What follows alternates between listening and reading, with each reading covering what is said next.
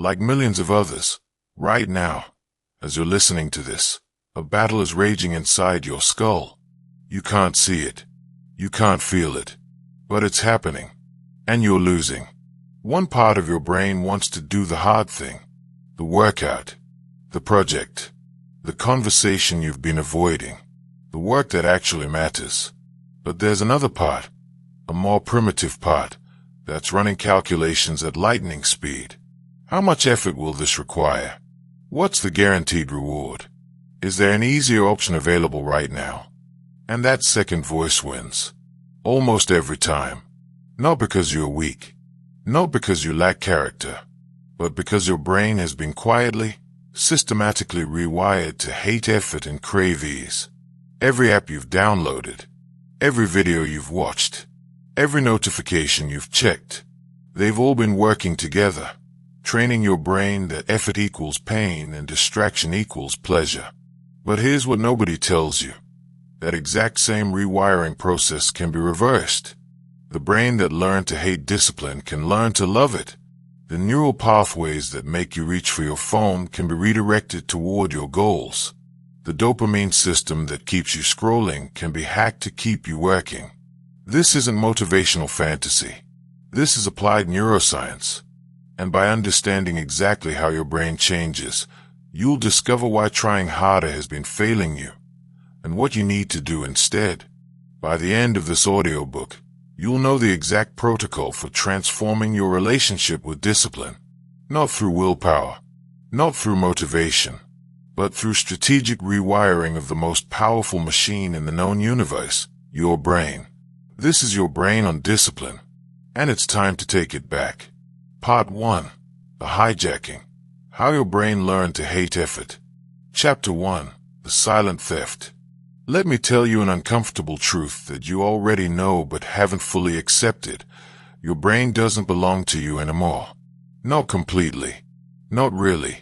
Oh, you still make decisions. You still go through your day feeling like you're in control.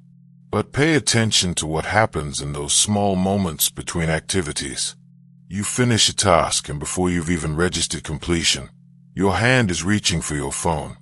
You sit down to work, and within minutes, you're checking email, checking messages, checking anything except the thing you sat down to do. That's not you deciding. That's programming. Your brain operates on a simple economic principle that kept humans alive for millions of years. What's the best return on energy investment? Every potential action gets evaluated instantly, automatically, below your conscious awareness. High effort with uncertain reward. Rejected. Low effort with guaranteed pleasure. Approved. This mechanism was brilliant when humans were hunting and gathering. Wasting energy on unnecessary movement could mean starvation. Conserving energy meant survival. Your brain evolved to be lazy because lazy people lived longer. But here's the problem. That same ancient machinery is now living in a world specifically designed to exploit it. Every app on your phone has been engineered by teams of behavioral psychologists, neuroscientists, and addiction specialists. Their job isn't to give you what you want. It's to keep you using. And they're phenomenally good at it. They've discovered that your brain has exploitable vulnerabilities, and they've built trillion-dollar industries around exploiting them. Think about social media for a moment. The infinite scroll wasn't an accident. It was designed. The pull-to-refresh mechanism. That's a slot machine. The red notification badges. Those trigger the same neural pathways as urgent threats in your ancestral environment. Every like, every comment, every share triggers a small dopamine release.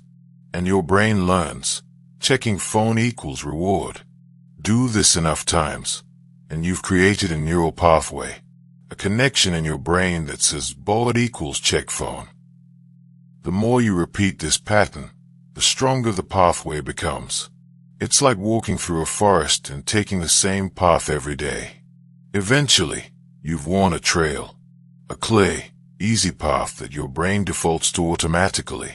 But here's what makes this particularly insidious. You're not just building a pathway toward your phone. You're simultaneously weakening the pathways toward everything else. The book pathway gets overgrown. The workout pathway becomes harder to find. The deep work pathway slowly disappears. Neuroscientists call this Hebbian learning, neurons that fire together, wire together. Every time you choose phone over book, you're strengthening the phone neurons and weakening the book neurons. Do this enough times, and the book pathway essentially dies. That's why things that used to interest you now feel impossible to start. Your brain hasn't changed its capacity. It's changed its wiring. And the worst part, you don't even notice it's happening. The change is gradual, incremental, like gaining weight one meal at a time. You don't see the transformation until you look back and wonder when everything got so hard. Chapter 2, The Dopamine Trap. To understand what's really happening, you need to understand dopamine.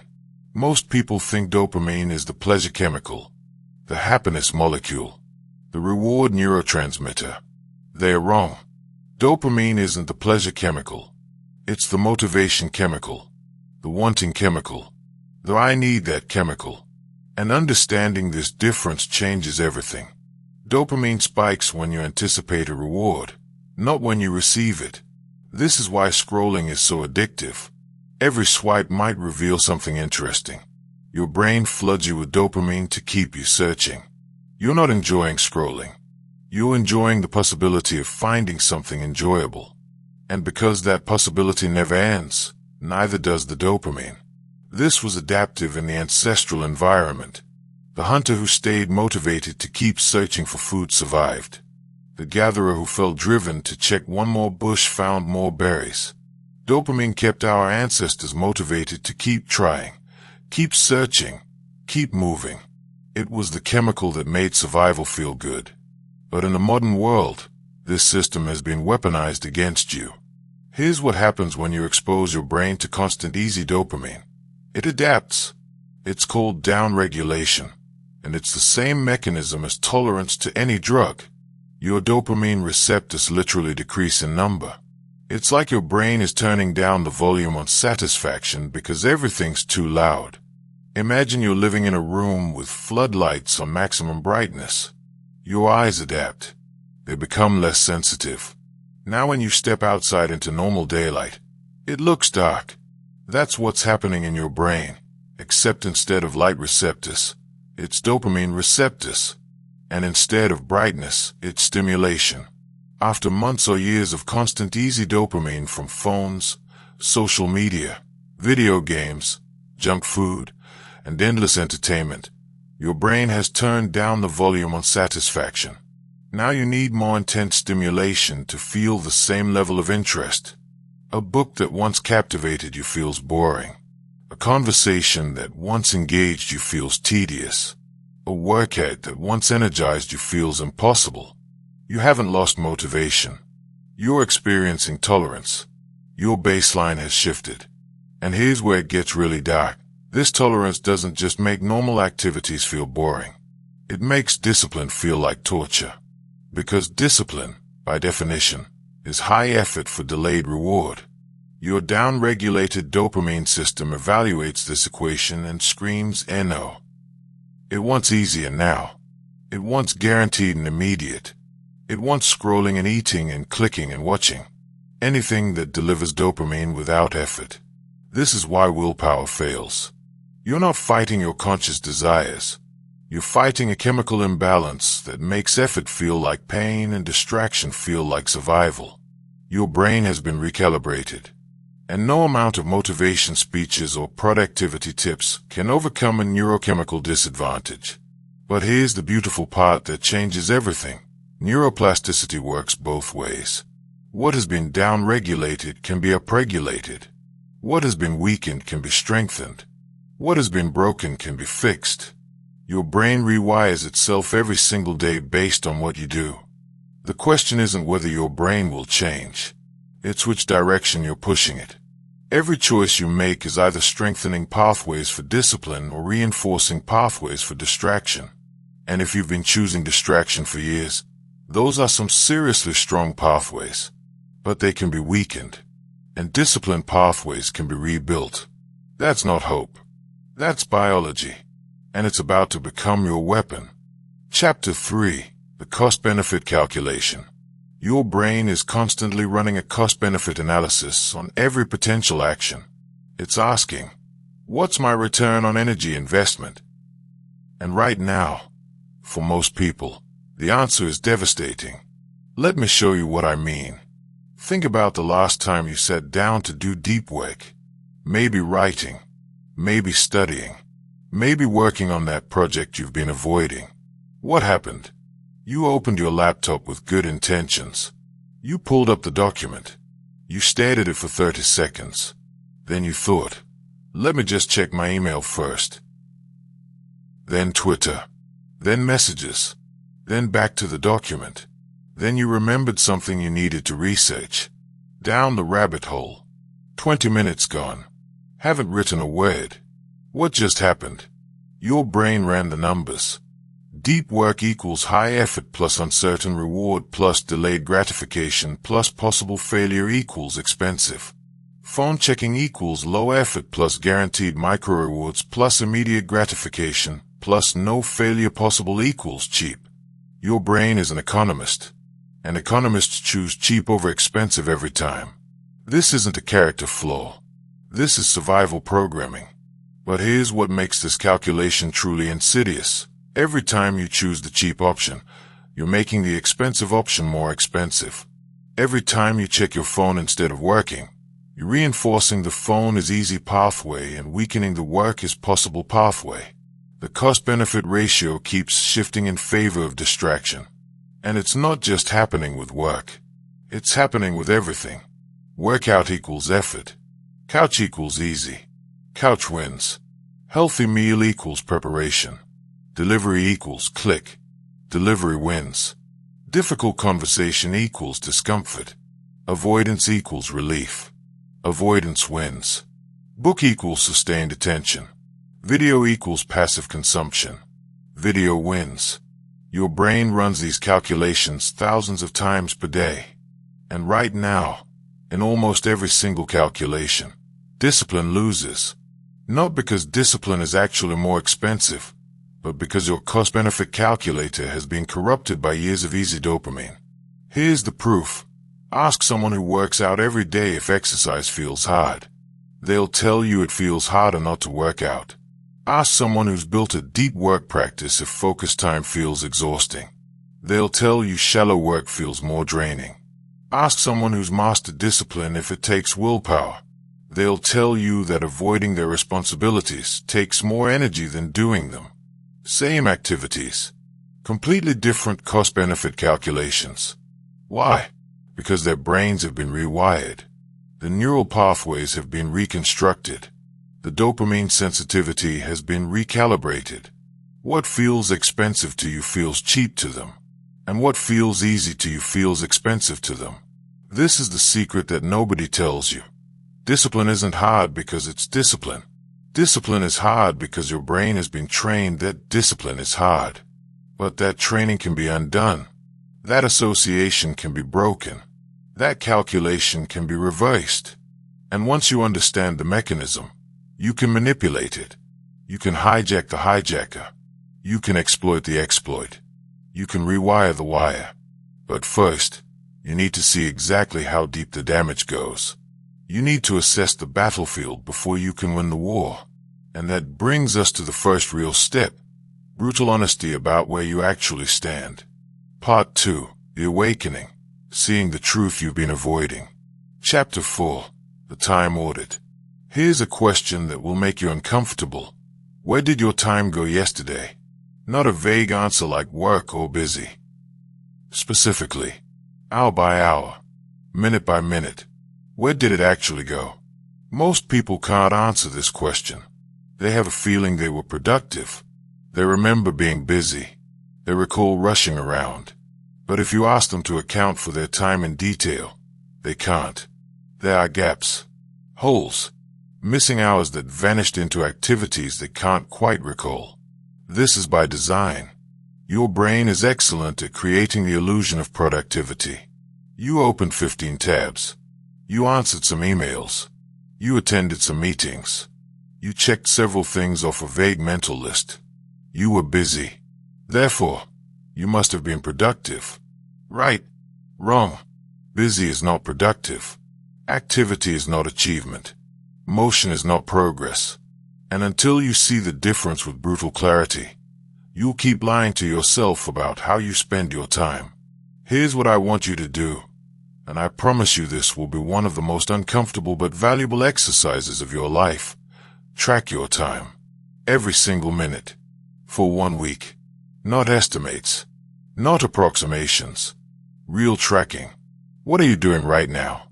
Write it down with a timestamp. What are you doing now? Write it down. Every transition, every task, every distraction, every break, everything. Use your phone's timer. Set it to go off every 30 minutes. When it rings, write down what you just spent the last 30 minutes doing. Be specific. Don't write work.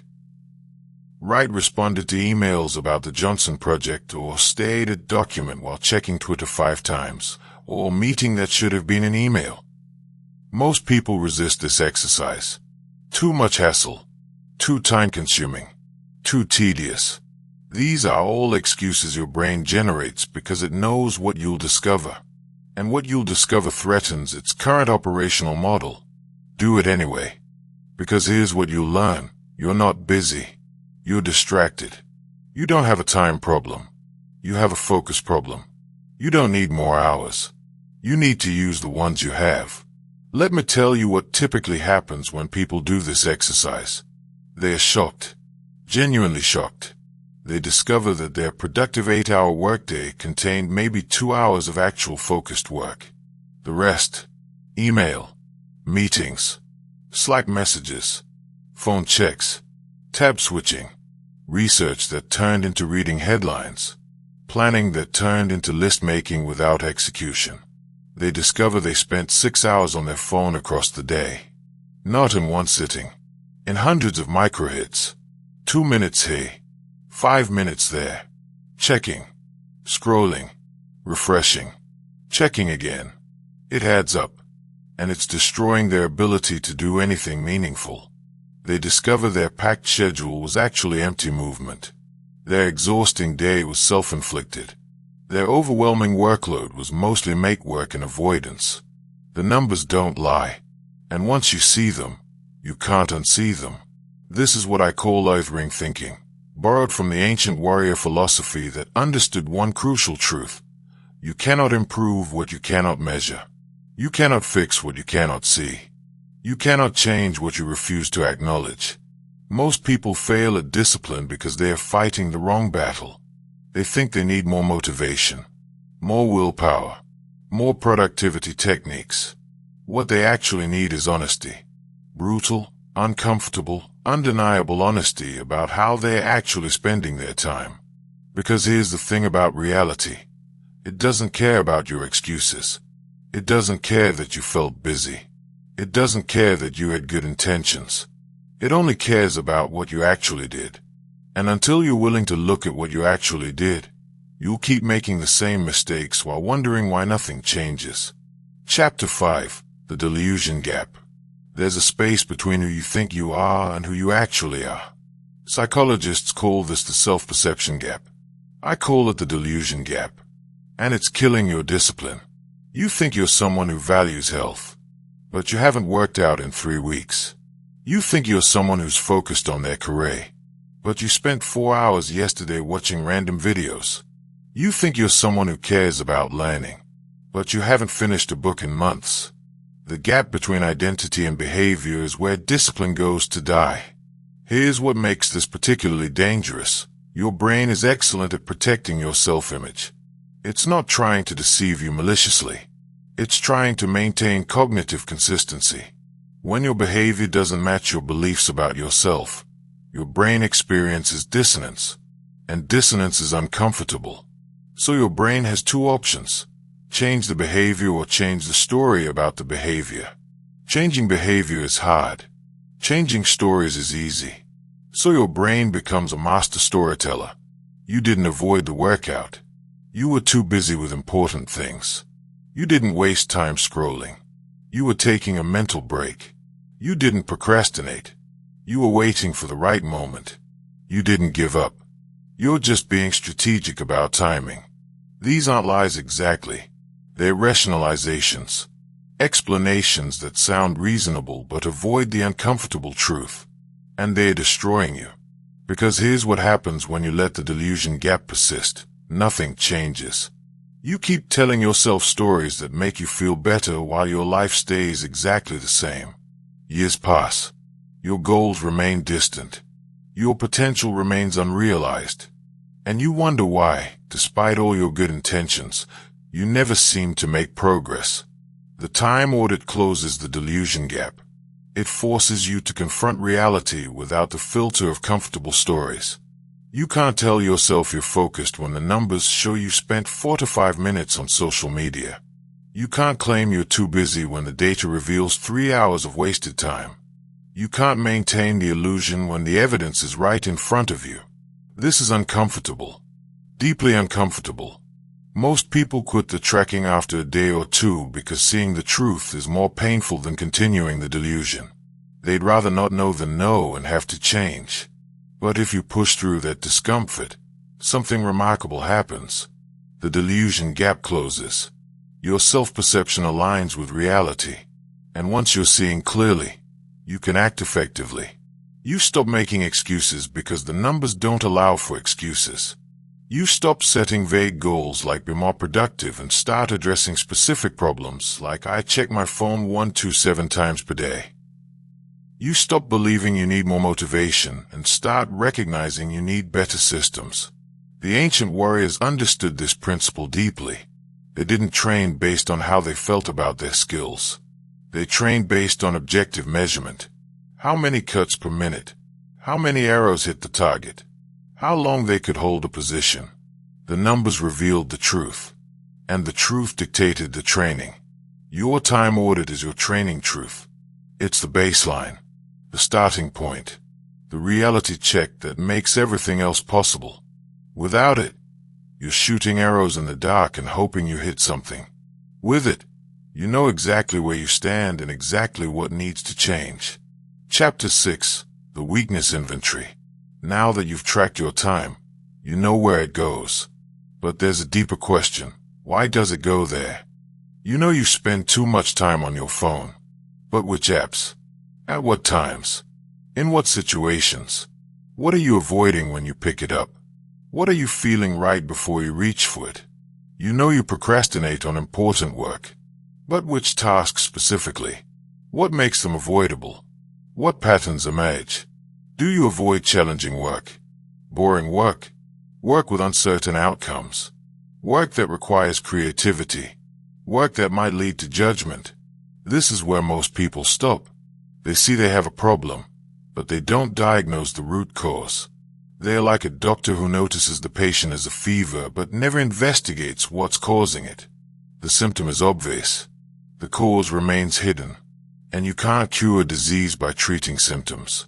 So here's what you need to do next. Create a weakness inventory. This isn't about beating yourself up. It's about strategic assessment. Like a general surveying the battlefield before engagement, you need to know where your defenses are weak, where the enemy typically breaks through, where you consistently lose ground. For 1 week, in addition to tracking your time, track your failure points. Every time you break discipline, write it down. What were you supposed to do? What did you do instead? What was happening right before? What were you feeling? What were you thinking? Be specific. I procrastinated is useless.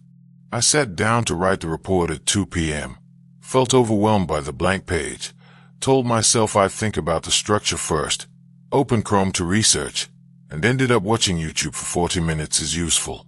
That's data you can work with. After a week, patterns will emerge. You'll notice you always break discipline at the same times, or in the same situations, or when experiencing the same emotions, or when facing the same types of tasks. Maybe you discover you never follow through after lunch. Your discipline is strong in the morning but collapses in the afternoon. That's not a willpower problem. That's a blood sugar and decision fatigue problem. Now you have something specific to address. Maybe you realize you always cave when you're stressed. The moment things feel overwhelming, You flee to distraction. That's not weakness. That's a coping mechanism that worked once and became habitual. Now you can build a better mechanism. Maybe you notice you avoid tasks that require creativity or original thinking. You'll do mechanical work all day but won't start the project that demands innovation. That's not laziness. That's fear of inadequacy masquerading as procrastination. Now you can address the fear instead of fighting the symptom. The weakness inventory reveals your specific battles. Not everyone's battles. Yours. This is crucial because most discipline advice is generic. Wake up early. Exercise. Plan your day. Avoid distractions. Fine advice. Completely useless if it doesn't address your specific weak points. You don't need general strategies. You need targeted solutions. You need to know exactly where your discipline breaks down and exactly why it breaks down there. Once you know that, you can construct defenses. You can build systems. You can prepare countermeasures. The ancient warriors spent more time studying their weaknesses than celebrating their strengths. After winning a duel, they would retreat to analyze why they almost lost. What opening did the opponent exploit? What move nearly succeeded? What vulnerability was exposed? Then they trained specifically to eliminate that weakness. Your weakness inventory is the same principle. Every discipline failure is a lesson about yourself, a data point revealing where the cracks are. Most people try to ignore their failures or explain them away. Warriors study their failures obsessively because that's where growth happens. By the end of your tracking week, you should have a clear picture. This is where my time actually goes. This is where my discipline consistently fails. This is what I'm avoiding. This is what I'm afraid of. This is the real battle. Only then can you begin to fight it effectively. Part 3. The mechanism. How your brain actually changes. Chapter 7. The architecture of change. Your brain contains approximately 86 billion neurons. Each neuron can form thousands of connections with other neurons. That's trillions of possible neural pathways. An incomprehensibly complex network that's constantly reorganizing itself based on your experiences, behaviors, and thoughts. This reorganization is called neuroplasticity, and it's the mechanism behind everything we've been discussing. Every thought you think, every action you take, every habit you perform is represented by a specific pattern of neural firing. When you check your phone, certain neurons activate in sequence. When you avoid difficult work, a different pattern fires. When you choose discipline over distraction, another pattern activates. Here's the crucial part. Patterns that fire together get stronger. The technical term is long-term potentiation. The simple version is practice makes permanent. When you check your phone after feeling bored, you're strengthening the neural connection between board and phone. Do this enough times, and the connection becomes automatic. You don't consciously decide to check your phone when you're bored. Your brain just does it. The pattern fires automatically. This is both terrible news and excellent news. Terrible because it means years of bad habits have created incredibly strong neural pathways. Every time you've chosen distraction over discipline, you've reinforced that pattern. You've made the distraction pathway wider, faster, more automatic. Meanwhile, the discipline pathway has gotten weaker, narrower, harder to access. But here's the excellent news. New pathways can be built. Old pathways can be weakened. The brain you have today is not the brain you're stuck with forever.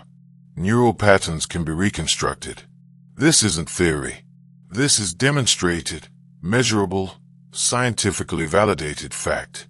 When London taxi drivers spend years memorizing the city's streets, the hippocampus, the brain region responsible for spatial memory, physically enlarges.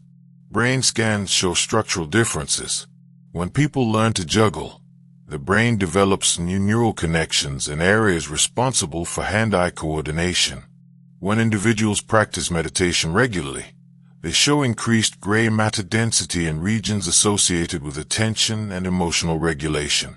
Your brain physically changes based on what you practice.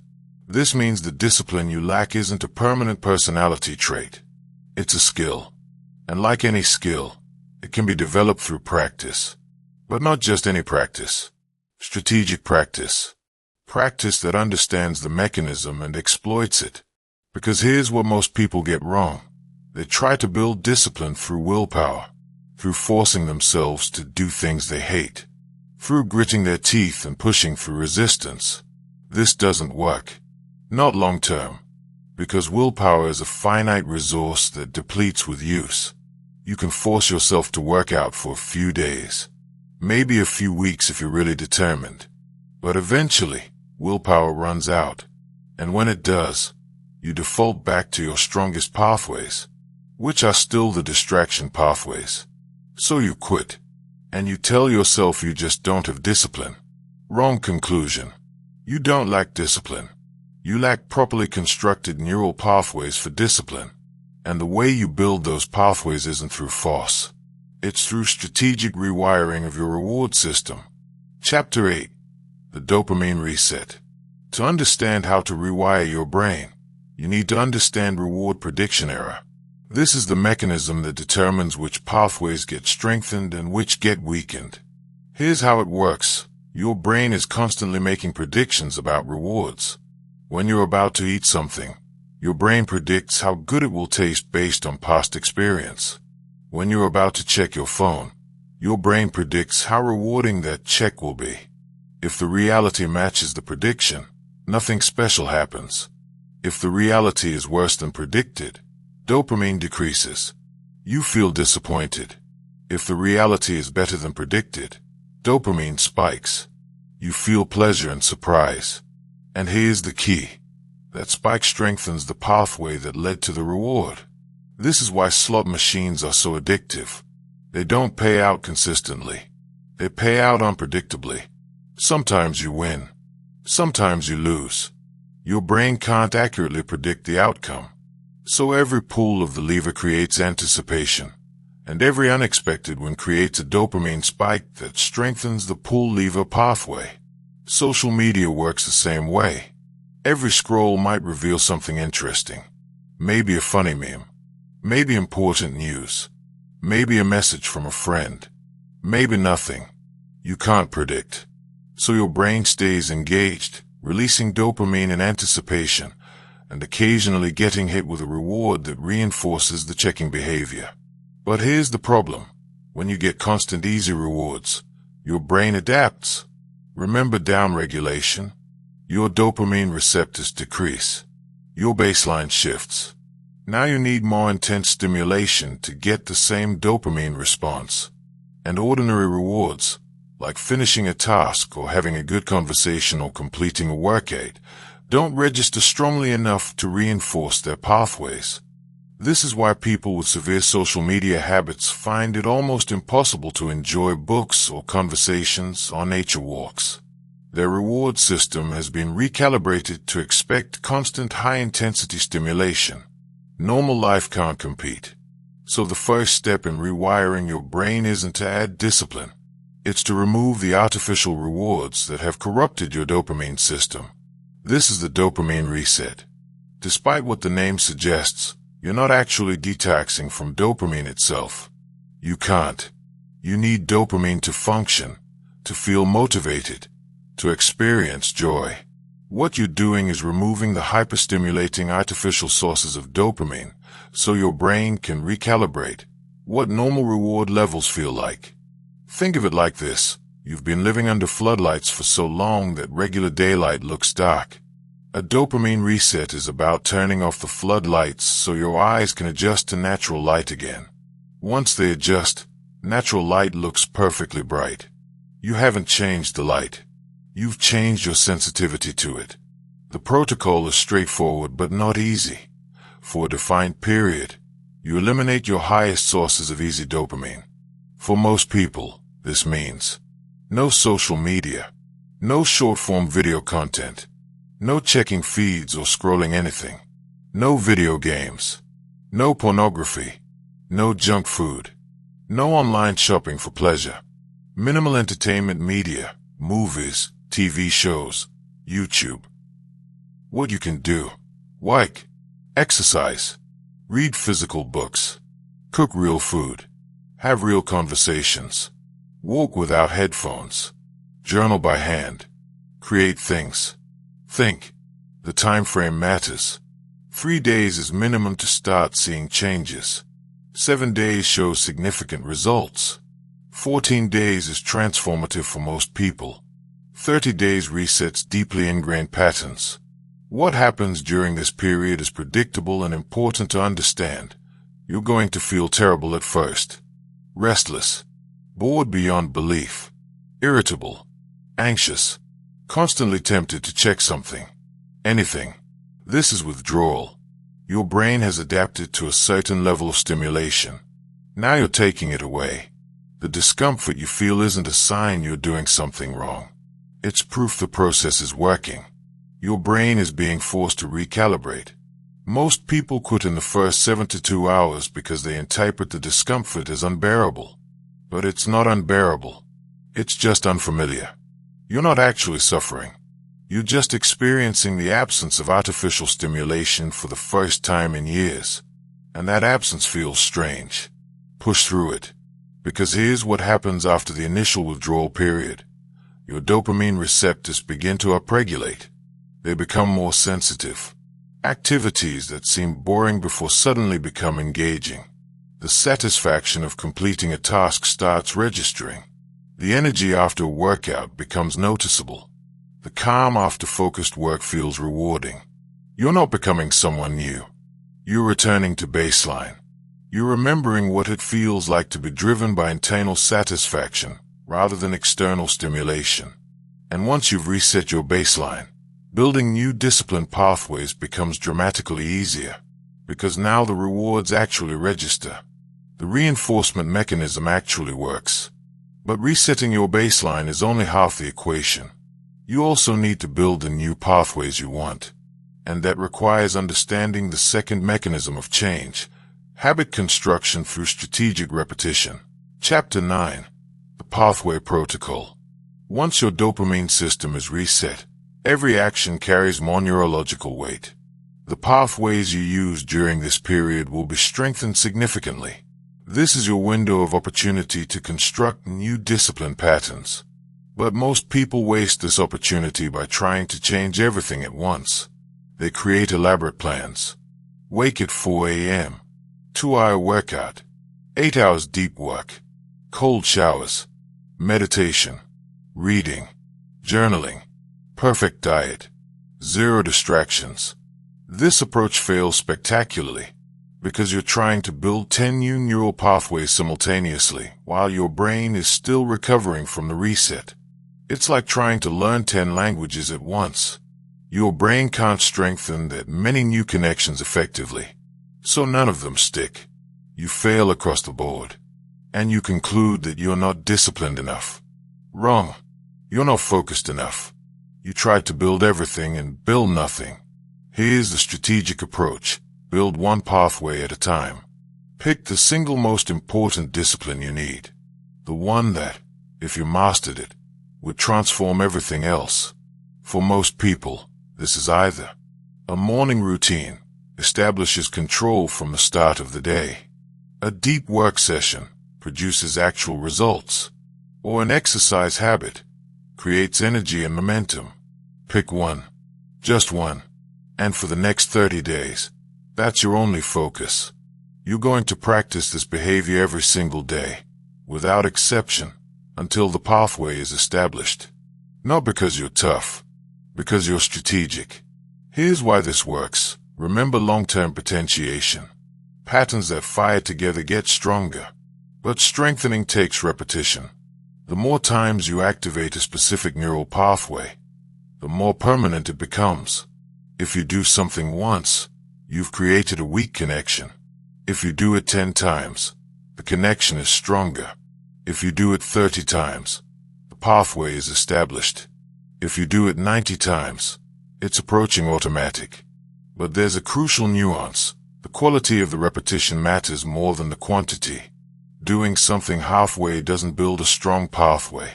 Doing something while distracted doesn't create clear connections. You need deliberate, focused, completed repetitions. This is why just showing up isn't enough. Yes, showing up matters. But showing up and then half-assing the behavior while checking your phone doesn't build the right pathway. You need to show up and engage fully and complete the behavior and feel satisfaction afterward. That last part is critical. Feel satisfaction afterward. Remember reward prediction error. Your brain strengthens pathways based on whether the reward exceeded expectations. If you complete your workout and immediately think, well, that was pointless, you're not creating positive reinforcement. The pathway stays weak. But if you complete your workout and deliberately acknowledge the satisfaction, even if subtle, you're creating reinforcement. Your brain learns. This behavior leads to reward. The pathway strengthens. This is why celebration matters more than most people realize. When you complete your target behavior, celebrate. Not with a treat or reward from outside, with acknowledgement of the behavior itself. Take 10 seconds to explicitly think, I did the thing. That's a win. I'm someone who does this. This might sound silly. It's not. You're consciously creating positive reinforcement for the pathway you're trying to build. You're hacking your brain's reward system to strengthen the connection between the behavior and the feeling of accomplishment. Do this consistently for 30 days, and something remarkable happens. The behavior starts feeling automatic. You don't have to decide whether to do it. You don't have to motivate yourself. You don't have to overcome resistance. You just do it. Because the pathway is now strong enough that it activates with minimal conscious effort. That's not discipline. That's automation. And automation is how you scale discipline beyond willpower. But here's the final piece that most people miss.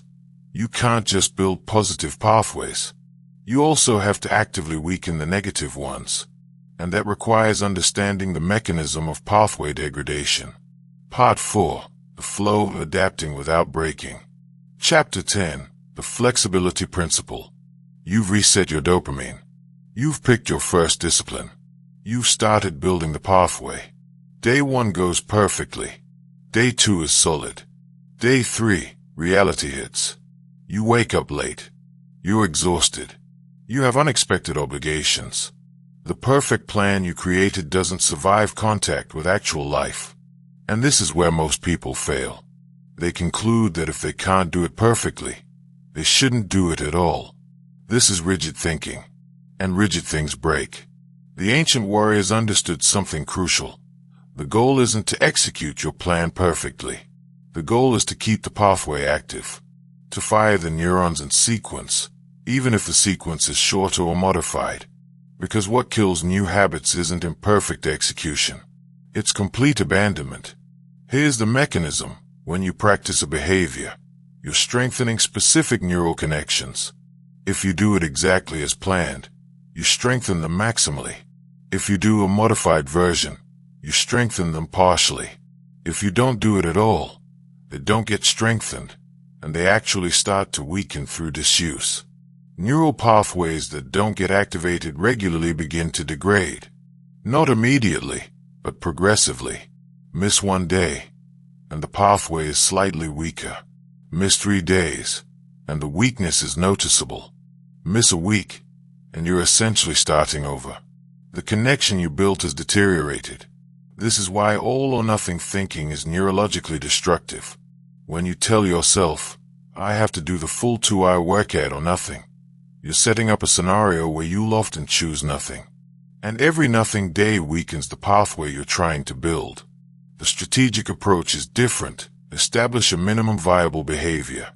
The smallest version of your target discipline that still activates the pathway.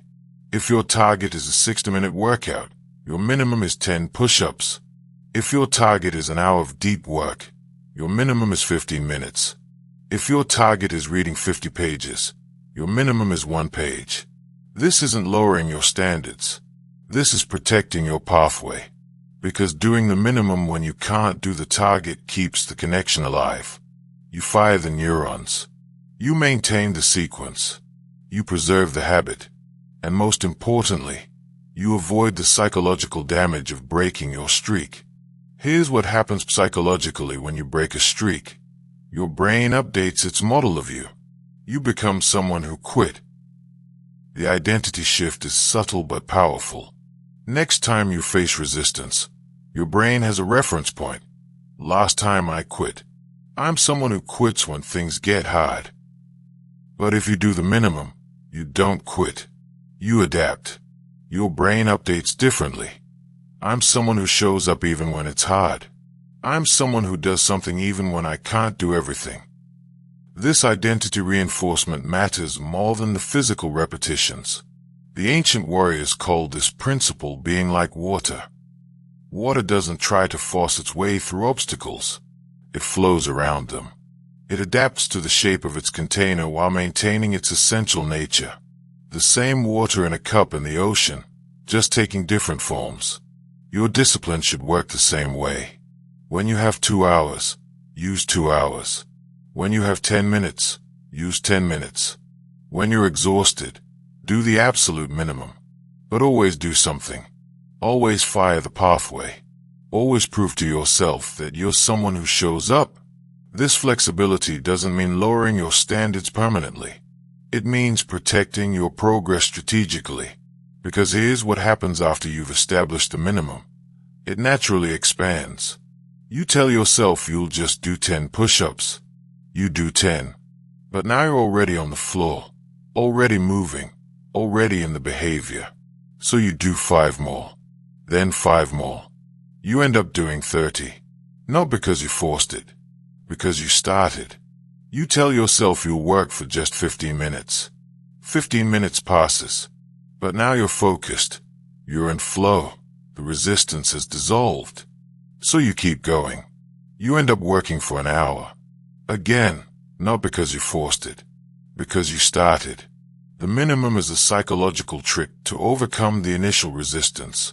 Once you've started, continuing is much easier than starting. But you have to actually start. And the minimum makes starting achievable even on your worst days.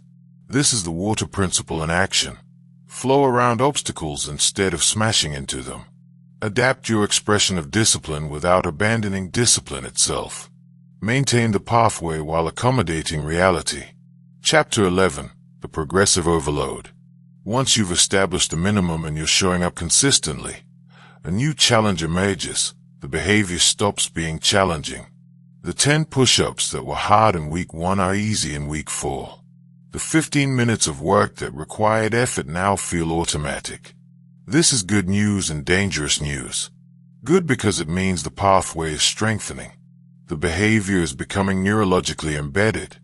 You're succeeding at the core objective, making discipline automatic. Dangerous because your brain stops learning from easy repetitions. Remember reward prediction error? Your brain strengthens pathways when reality exceeds expectations. When you're doing something challenging and you succeed, your brain releases dopamine and strengthens the connection. But when you're doing something easy that you expected to succeed at, there's no surprise. No reward prediction error. No strong reinforcement signal. This is why people who do the same workout for years stop seeing results. Not because the workout stopped working physically, because their brain stopped adapting to it. The neural benefit plateaus when the challenge plateaus. So once your minimum becomes comfortable, you need to progress it. Not dramatically. Not by doubling it. By the smallest increment that makes it challenging again. If 10 push-ups are easy, do 12. If 15 minutes of work feel comfortable, do 18. If 1 page of reading is automatic, do 3. You're looking for the edge where the behavior is doable but difficult. Where you're not sure you'll complete it, but you do.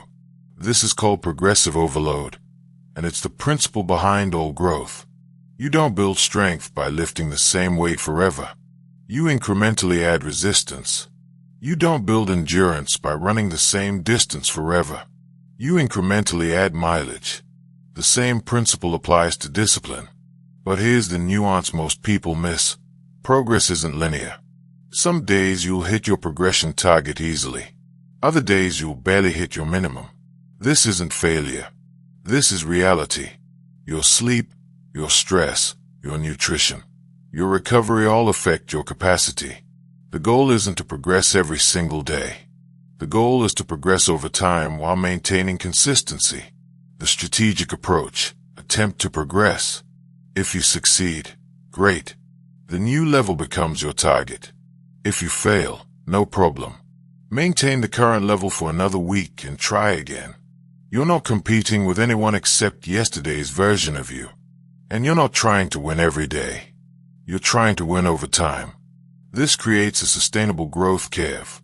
You're always pushing against your edge, but not so hard that you break. You're creating enough challenge to keep your brain engaged and adapting, but not so much challenge that you burn out or give up. The ancient warriors understood this deeply. Training wasn't about maximum effort every day. It was about consistent effort at the appropriate intensity. Some days full intensity, some days moderate, some days minimal, but always showing up, always training, always reinforcing the pathway. And there's a psychological element here that's crucial. When you're consistently showing up and progressively challenging yourself, you start to see yourself differently. Your identity begins to shift. You're no longer someone trying to be disciplined. You're becoming someone who is disciplined. And that identity shift changes everything. Chapter 12. The Identity Shift. Here's a truth most people don't understand. You don't rise to the level of your goals. You fall to the level of your identity. Who you believe you are determines what you do more than any external motivation ever could.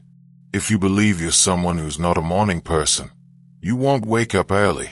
If you believe you're someone who's not athletic, you won't consistently exercise.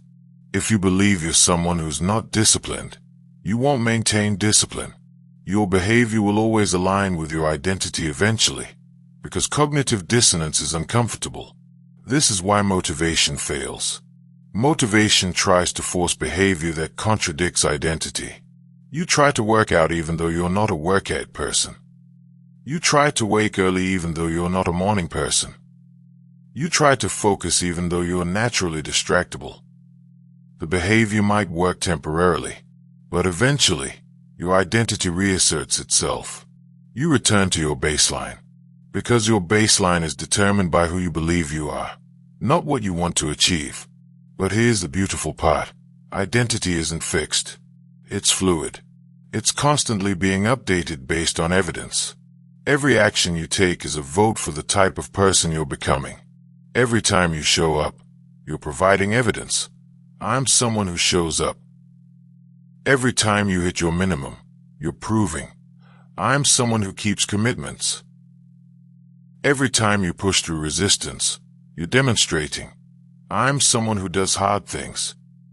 Your brain collects this evidence and updates your self-model accordingly. After enough consistent repetitions, the identity shift happens naturally. You're not trying to be disciplined. You simply are disciplined. It's not an effort. It's who you are. This is the ultimate form of discipline, identity-based consistency. You don't have to decide whether to do the behavior. The behavior is automatic because that's what people like you do. Just like you don't have to decide whether to brush your teeth. You're someone who brushes their teeth. You don't have to decide whether to show up to your job. You're someone who shows up to work. The behavior is embedded in your identity. The pathway to reaching this level is straightforward. Consistent evidence over time. Small actions repeated until the pattern is undeniable. You're building a case for yourself. Each repetition is evidence. Each completion is proof. Each streak is testimony that you're becoming someone different. But most people sabotage this process. They focus on outcomes instead of identity. I want to lose 20 pounds instead of I'm becoming someone who takes care of their body. I want to finish this project instead of I'm becoming someone who does focused work daily. The problem with outcome-focused goals is that they are binary. You either achieve them or you don't. And if you don't achieve them quickly, you feel like a failure. This damages your identity in the opposite direction. You're collecting evidence that you're someone who sets goals and doesn't hit them. But identity-focused goals are different. Every single action is a win because every action is evidence. You did 10 push-ups today. That's evidence you're someone who exercises. You worked for 15 minutes. That's evidence you're someone who does focused work. You maintained your minimum on a hard day. That's evidence you're someone who keeps commitments even when it's difficult. This shift in focus changes everything. You stop asking, did I hit my goal? And start asking, did I act like the person I'm becoming? And the answer is almost always yes, because the person you're becoming shows up, does the minimum when they can't do the maximum, and keeps the pathway alive. Over time, this accumulation of evidence becomes overwhelming. Your brain can no longer maintain the old identity because it contradicts too much data. The new identity becomes the default. And once that happens, discipline stops being something you do and becomes someone you are. But there's a final challenge that emerges once you've built strong pathways and shifted your identity. A challenge that has destroyed many people who are succeeding. And that brings us to the element that most discipline advice ignores entirely. What to do with the anger. Part 5. The Forge. Converting emotion into action. Chapter 13. The fuel you're wasting. Let me ask you something. When was the last time you felt genuinely angry at yourself? Not disappointed. Not discouraged. Angry. Furious at your mediocrity. At your wasted potential. At the gap between where you are and where you should be. Most people try to avoid this feeling. They practice positive affirmations. They tell themselves they are doing their best. They focus on self-compassion and self-acceptance. And while there's a place for compassion, there's also a place for rage. Productive rage. The kind that doesn't destroy you but forges you into something harder. The ancient warriors understood something modern psychology often ignores. Anger is fuel. The question isn't whether you should feel it. The question is where you aim it. Most people aim anger at themselves. They see their failures and attack their character. I'm pathetic. I'm worthless. I'm never going to change. This type of anger is toxic. It creates shame, which leads to avoidance, which perpetuates the problems you're angry about. It's a destructive cycle that makes everything worse. But there's another type of anger. Anger aimed not at your identity but at your current behavior. Not I'm pathetic, but this behavior is pathetic, and I refuse to continue it. Not I'm worthless, but this particular choice was worthless, and I'm making a different choice tomorrow. The difference is subtle but crucial. One destroys your identity.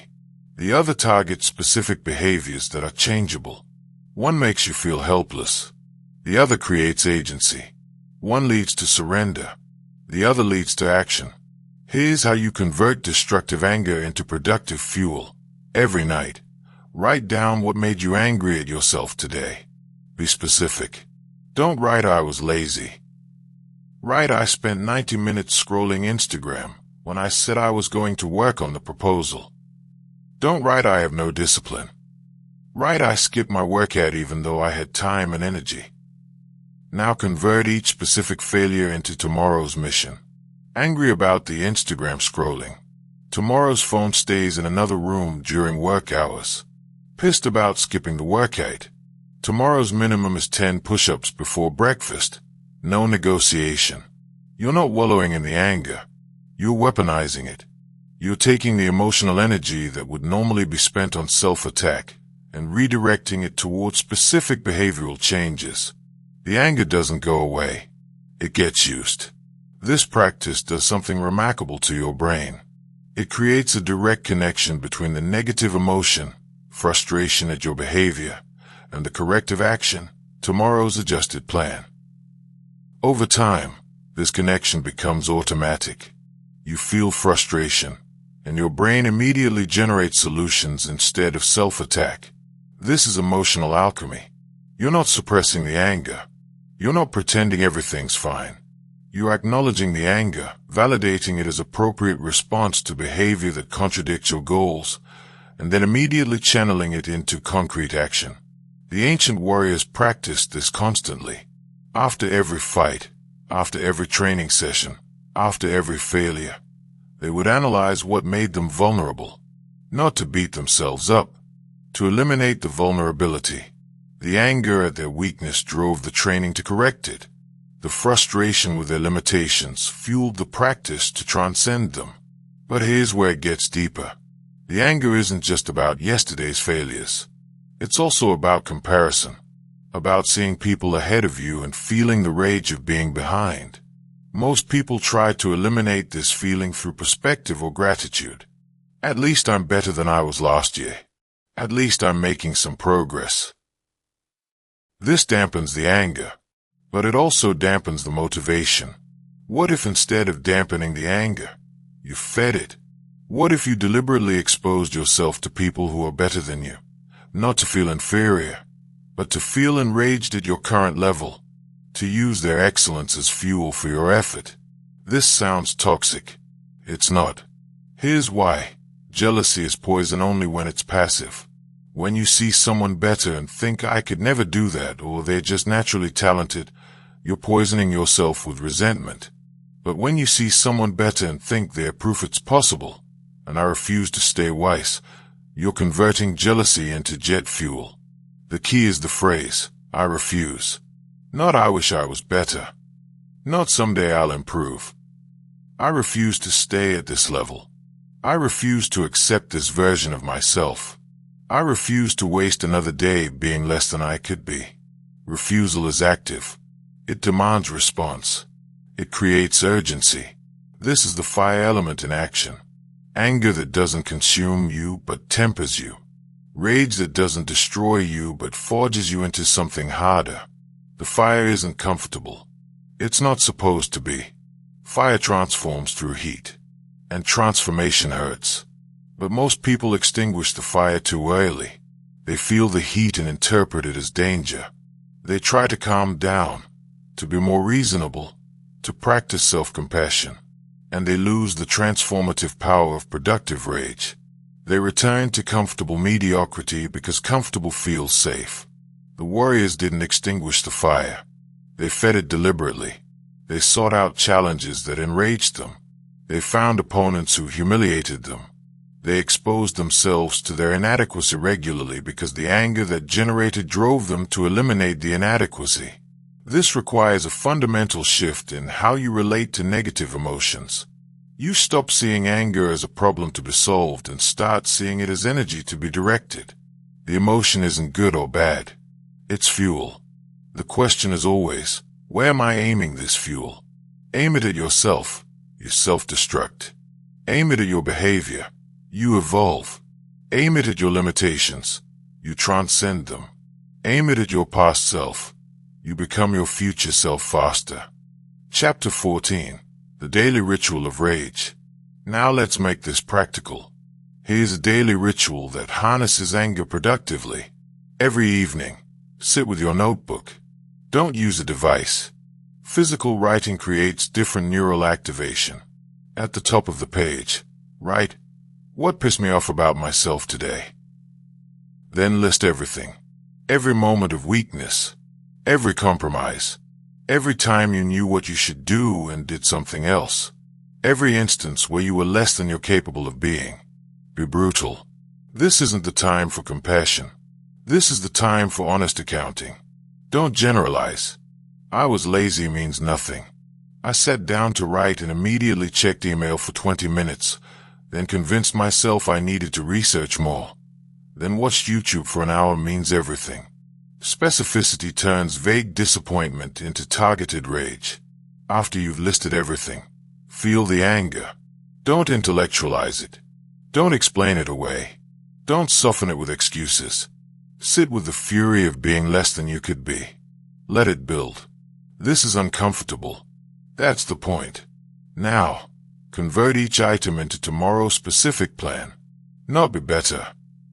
Specific actions. Phone stays in kitchen drawer until noon. 10 push-ups before shower. No negotiation. First hour at desk is writing only. No email. No browsing. Each angry observation becomes a concrete commitment. Here's what makes this powerful. You're creating a direct causal link in your brain between the negative emotion and the corrective behavior. The anger doesn't dissipate into nothing. It crystallizes into action. Your brain learns that frustration generates solutions. That rage produces change, that the emotion has purpose. Do this daily for 2 weeks, and you'll notice something remarkable. The anger starts arriving earlier in the day. You'll be in the moment of weakness and feel the advanced anger of knowing you'll be frustrated with yourself tonight.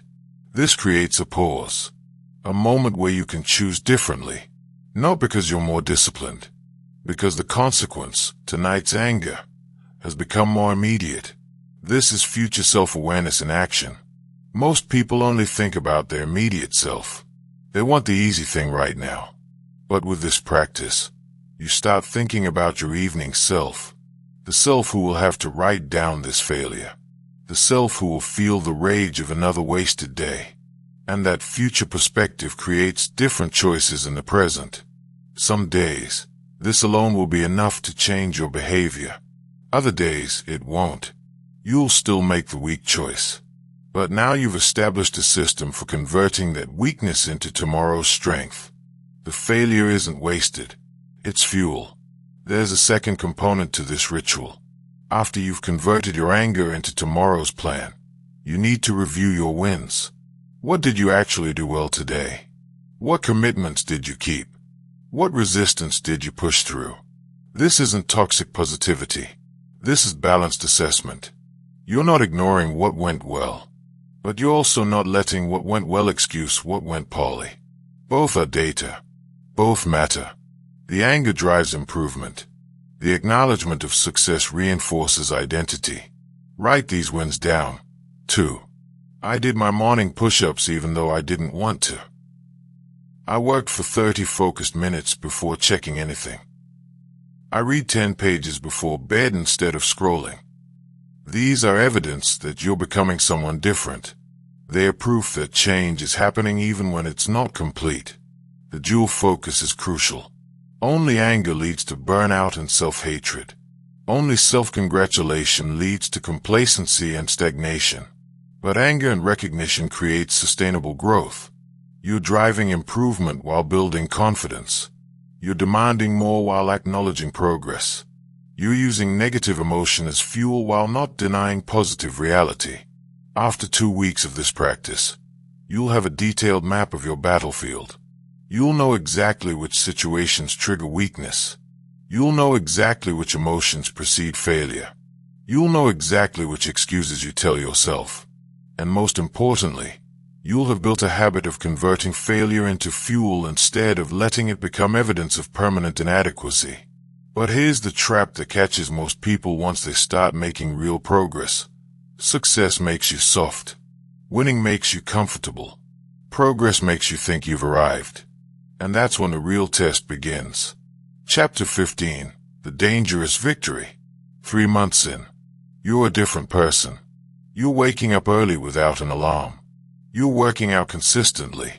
You're getting more done before lunch than you used to accomplish in a full day. People are noticing. They're asking what changed. You're feeling the quiet pride of transformation.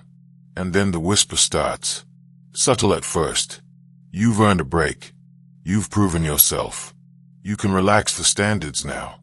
You don't need to track everything anymore. You don't need to be so strict. You've built the habits. They are automatic now. This whisper is poison, because it sounds so reasonable. You have made progress. You have built habits. You have transformed. So shouldn't you be able to ease up? Shouldn't discipline feel easier now? Yes and no. Discipline does feel easier. But that's not because you can stop doing the things that made discipline possible. It's because the things that made discipline possible have become more automatic. The moment you stop doing them because they feel automatic is the moment they stop being automatic. This is the paradox of progress. The behaviors that got you here only continue working if you continue doing them. The second you think you don't need them anymore is the second you start losing ground. And the loss isn't immediate. It's gradual. Invisible at first. A few days of not tracking. A few skipped minimums. A few decisions made on feeling instead of system. Then suddenly you realize you've lost 2 weeks of momentum. You're waking up later. You're skipping workouts. Your deep work sessions have shortened. You're back to old patterns. And you're confused because you thought you'd change permanently. You thought the transformation was complete. Here's the brutal truth. Transformation is never complete. There's no finish line where you arrive and stop running. There's no plateau where you can relax permanently. The ancient warriors understood this deeply. After 30 consecutive victories, they still considered themselves students. After decades of training, they still practiced basics daily. After becoming legends, they still analyzed their weaknesses. Why? Because they understood that excellence isn't a destination. It's a direction. The moment you think you've arrived is the moment you start declining. Not immediately, gradually, but inevitably. This doesn't mean you can never rest. It doesn't mean you can never celebrate. It doesn't mean you can't enjoy your progress. It means you can't stop the practices that created the progress. The tracking, the minimums, the evening ritual, the progressive overload. These aren't temporary tools you discard once you've improved. They are permanent systems you maintain to continue improving. The trap is thinking, I used to need these systems because I was undisciplined, but now I'm disciplined, so I don't need them anymore. Wrong. You're disciplined because of the systems. Remove the systems, and the discipline disappears. Not because you were fake, because discipline isn't a trait you acquire. It's a behavior you maintain. Think of it like physical fitness. If you get in great shape and then stop working out, what happens? You lose the fitness. Not because you were never really fit, because fitness requires ongoing maintenance. The body adapts to stimulus. Remove the stimulus, and the adaptation reverses. Your brain works the same way. The neural pathways you've built are strong, but they are not permanent. They require regular activation to stay strong. Stop activating them, and they weaken. The discipline you've built is real, but it's not self-sustaining. It requires continued practice. This is why the ancient warrior philosophy emphasized eternal practice. Not practice until you're good. Practice forever. The sword master practices cutting. The master calligrapher practices strokes. The master martial artist practices basics. Not because they don't know them, because mastery requires continuous doing, not permanent knowing. So here's the critical mindset shift. Stop asking, when can I stop doing this? Start asking, how can I make this sustainable forever? Because forever is the timeline. There's no graduation, no completion, no arrival, just continuous practice at whatever your current level is. This sounds exhausting. It's not. Here's why. The practices that created your discipline don't feel like work once they're established. They feel like who you are. The morning routine isn't something you force. It's something you do. The workout isn't a chore. It's part of your day. The tracking isn't tedious. It's check-in with yourself. When you accept that these practices are permanent, they stop feeling like temporary sacrifices and start feeling like permanent features of your life. And permanent features don't create resistance. They adjust reality. Like brushing your teeth. You don't decide whether to do it. You don't motivate yourself. You just do it because that's what you do. But accepting permanence requires letting go of the fantasy. The fantasy that someday discipline will be easy. That someday you won't have to try. That someday you'll arrive at a place where maintenance is automatic. That fantasy keeps you searching for the finish line. And searching for a finish line that doesn't exist guarantees you'll never settle into sustainable practice. The alternative is accepting what the warriors accepted. The struggle is permanent. The practice is eternal. The journey doesn't end. And once you accept that, something beautiful happens. The struggle stops feeling like struggle. It becomes your way, your path, your life. Not a temporary phase leading to something else, but the thing itself. And that's when you're truly ready for the final understanding. The one that separates those who sustain discipline from those who cycle endlessly. The understanding that comes in the void.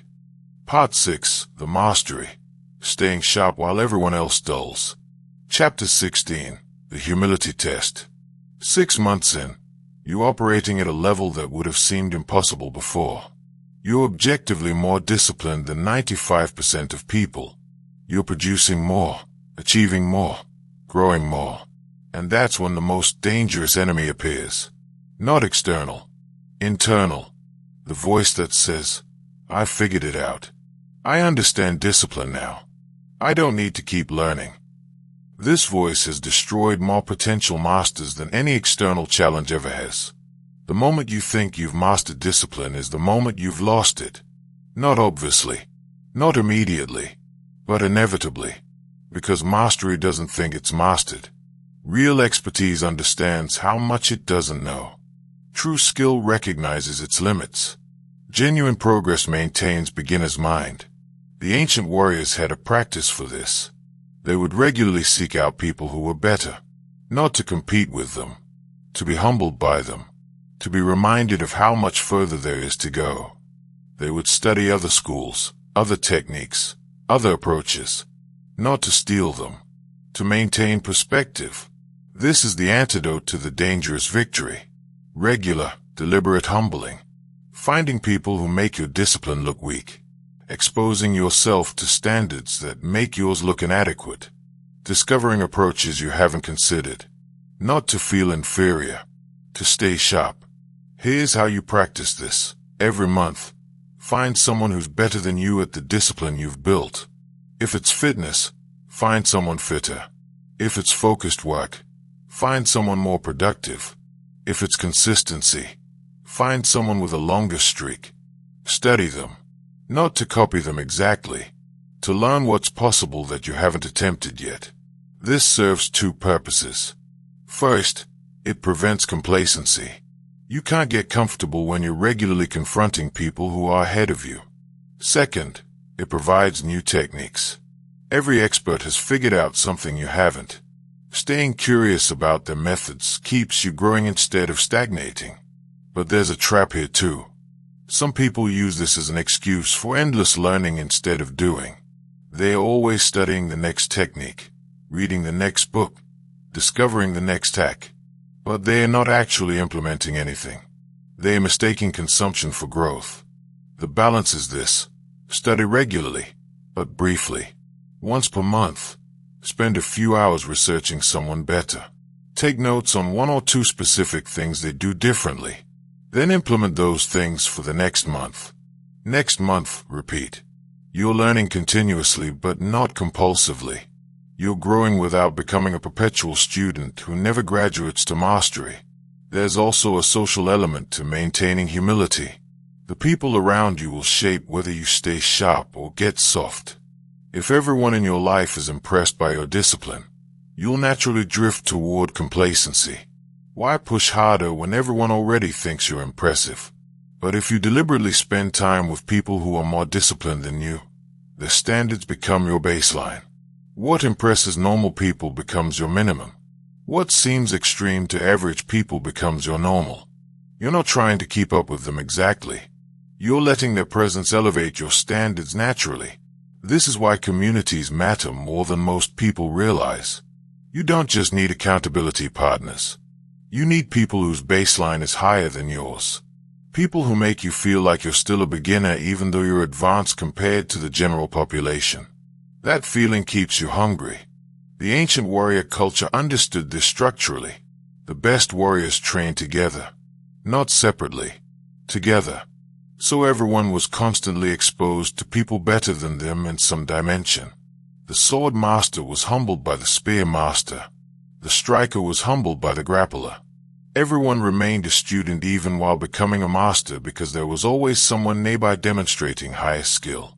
You need to artificially create this environment, because modern life segregates people by skill level. Experts hang out with experts and get comfortable. Beginners hang out with beginners and don't know what's possible.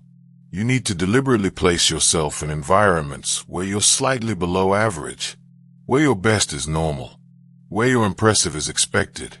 This is uncomfortable. Most people avoid it. They prefer environments where they're the expert, the leader, the example, because it feels good to be looked up to. But that feeling is poison for growth. The moment you're the most disciplined person in every room you're in, you've stopped growing. You're defending your position instead of expanding it. So here's the practice. Regularly put yourself in situations where you're humbled. Join a workout class that's harder than your level. Attend a productivity workshop with people who are more advanced. Find a community where your standards are baseline. And instead of feeling insecure about being below average, feel excited. Because being below average in an excellent group means you're about to level up. This is the win principle. Stay humble by regularly exposing yourself to better. Study other approaches. Maintain beginner's mind. Never think you've arrived because there's no arrival. Only direction. Only practice. Only continuous movement toward higher standards that keep getting raised. But even with perfect humility, even with continuous learning, even with elevated standards, there's still one final challenge. The one that catches people years into their discipline practice. The one that requires a completely different understanding. Not of how to build discipline, but of how to accept that building never ends. Chapter 17, The Plateau Protocol. 2 years in, you've built unshakable discipline. You've maintained for longer than you ever thought possible. You've pushed through obstacles that would have stopped you before. And then you hit the plateau. Progress slows. The gains that came easily at first now come barely at all. The satisfaction that used to be guaranteed now feels distant. You're still showing up, still doing the work, but something's changed. The spark is dimming. This is the plateau that breaks most people. Not because it's impossible to overcome, because it's confusing. When discipline is new, progress is obvious. Every week you're better than last week. Every month you're dramatically improved from the previous month. The feedback loop is clear. You work, you improve, you feel good, you keep working. But eventually, you hit diminishing returns. You're still working as hard, but the improvements are microscopic. You're still consistent, but the progress isn't visible. You're still disciplined, but the reward feels gone. And your brain, which has been reinforced by visible progress, starts asking, what's the point? Most people interpret the plateau as a sign they've peaked. They think they've reached their limit. They believe they are no longer capable of growth. So they either quit or coast. Either way, they stop truly trying. And that's when the slow decline begins. But the plateau isn't a limit. It's a test. A test of whether you can maintain discipline when it stops feeling rewarding. When the progress is so slow it's invisible. When the payoff is no longer immediate. This is where you discover whether your discipline is real or performative. Real discipline continues when the external rewards dissipate. Performative discipline stops the second the audience, including yourself, looks away.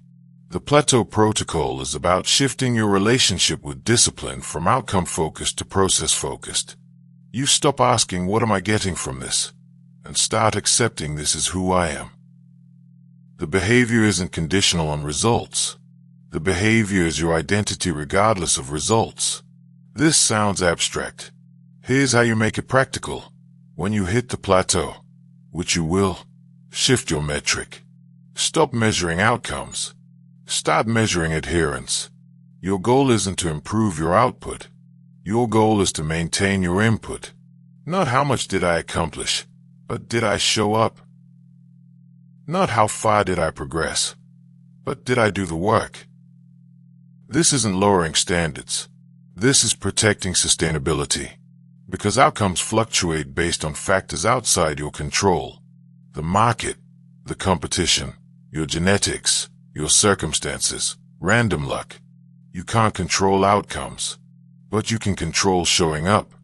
And showing up consistently, regardless of outcomes, is what creates the conditions for outcomes to eventually manifest. The plateau phase is where patience becomes the discipline. Not the patience of waiting passively. The patience of working actively without seeing results. The patience of trusting the process when the process isn't obviously working. The patience of continuing because continuing is what you do, not because continuing produces immediate rewards. This is the hardest phase. Harder than starting because starting has excitement. Harder than early progress because early progress has visible feedback. Harder than maintaining because maintaining at least has the satisfaction of consistency. The plateau has none of that. It has only the practice itself. And the question, is the practice enough? For most people, the answer is no.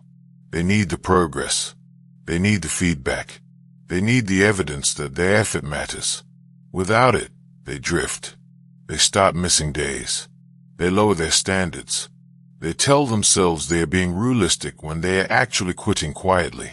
But for people who make it through, who maintain discipline during the plateau, something remarkable happens. Eventually, the plateau breaks.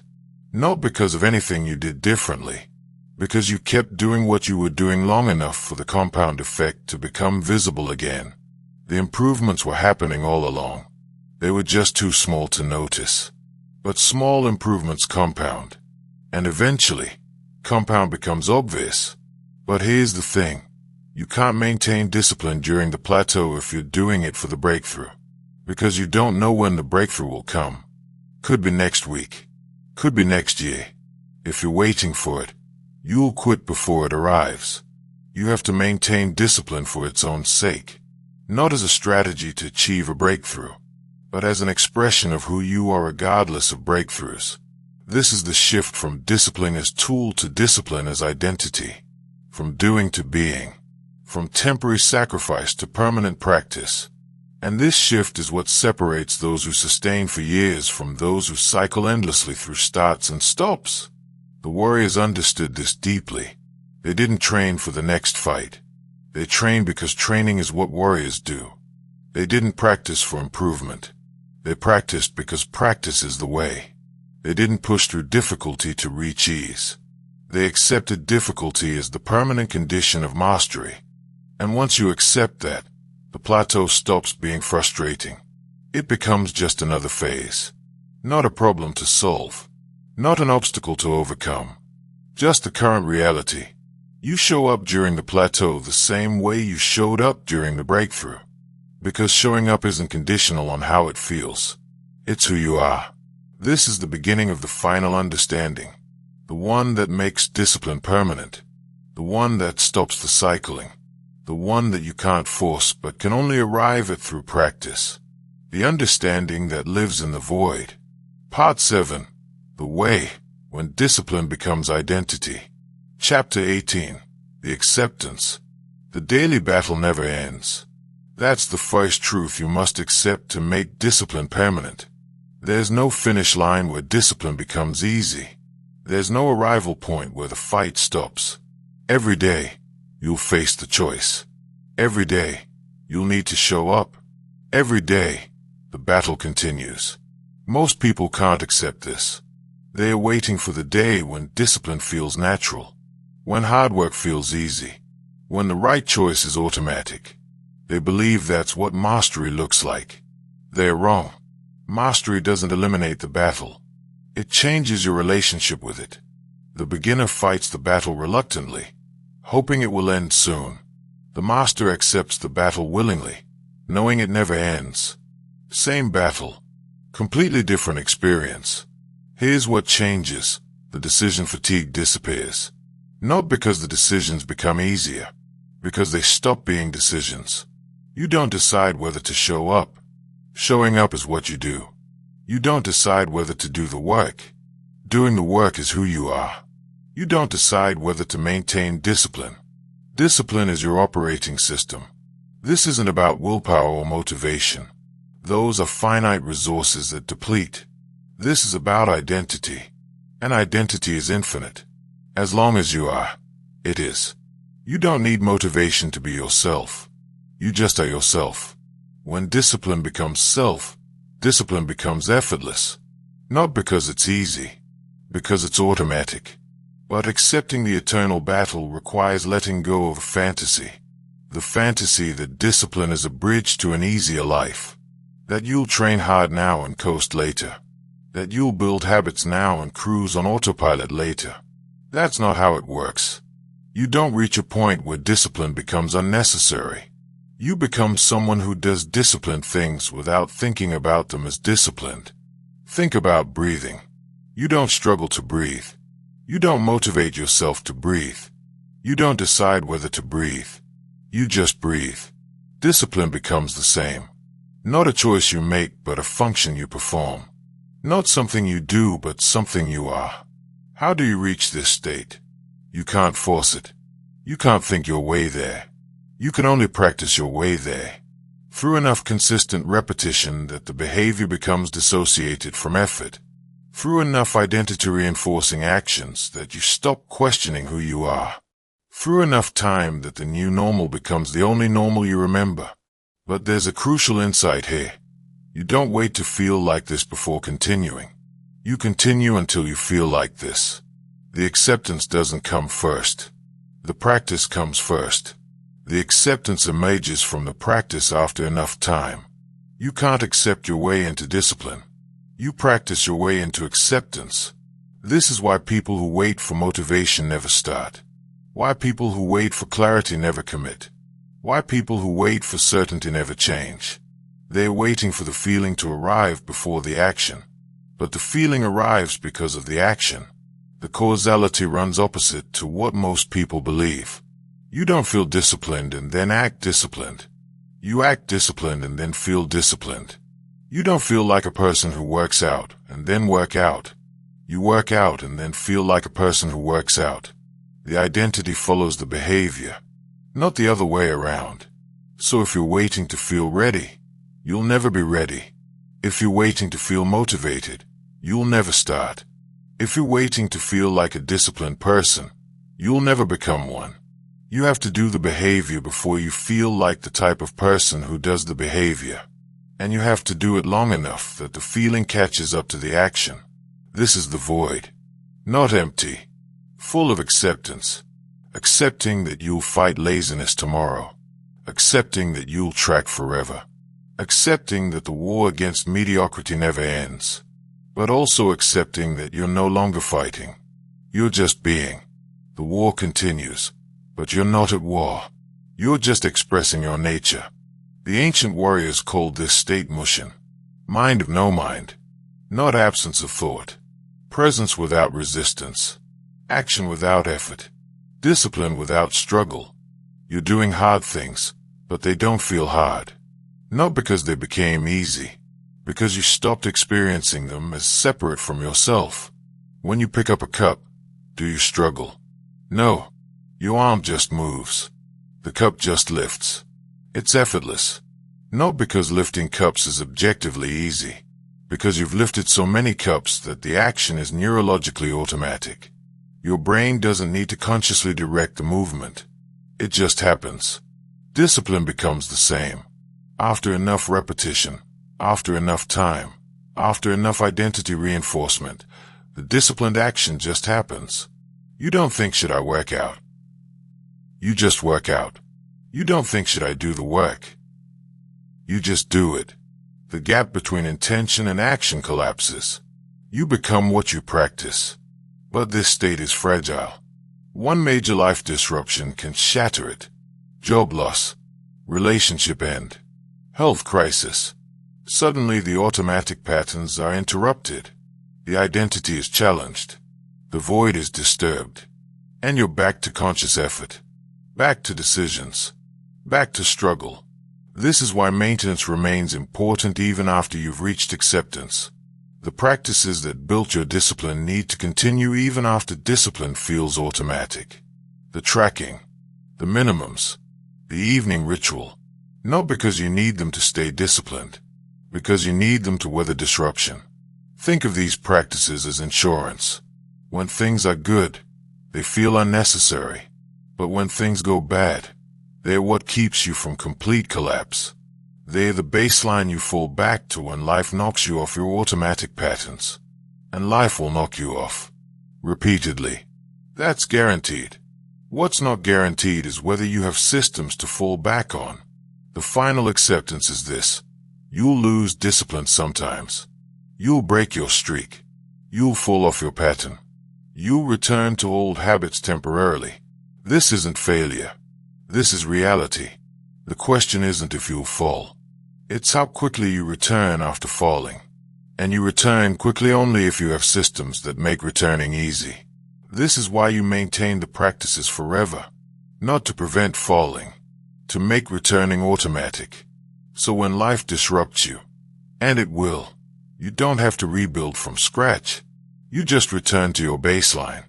The foundation remains. The identity remains. The practices remain.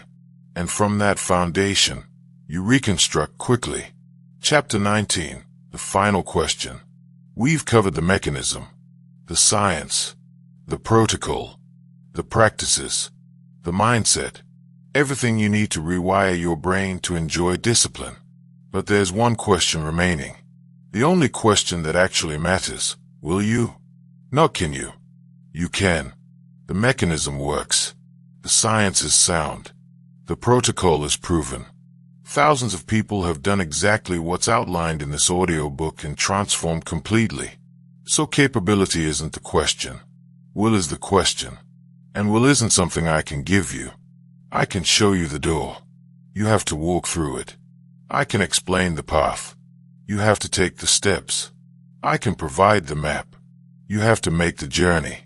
Here's what I can tell you with certainty. If you do nothing, nothing changes. You will be in the same place 1 year from now. Same struggles. Same patterns. Same frustration with yourself. The gap between where you are and where you want to be will remain. Or widen.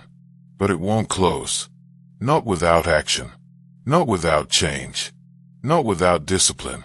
But if you start, if you actually implement what you've learned, everything changes. Not immediately. Not magically. But inevitably. Because the mechanism doesn't lie. Practice creates pathways. Pathways create habits. Habits create identity. Identity creates life. You literally become a different person. Not theoretically. Neurologically. The brain you have 1 year from now will be structurally different from the brain you have today if you practice consistently. The question is, which brain do you want to have? The one you've been building through years of distraction and avoidance, or the one you could build through intentional practice starting today? Here's my challenge. Don't think about discipline as this massive transformation you need to achieve. Think about it as one small action you need to take today. Just today. Not forever. Just now. What's the one thing you've been avoiding? The one thing you know you should do but haven't? Do that thing. Right now. Before you do anything else. Before you check your phone. Before you plan more. Before you research more. Just do the one thing. Then tomorrow, do it again. Not because you're committing to forever. Just because that's what you did today. So you'll do it tomorrow too. Then the next day. Then the next.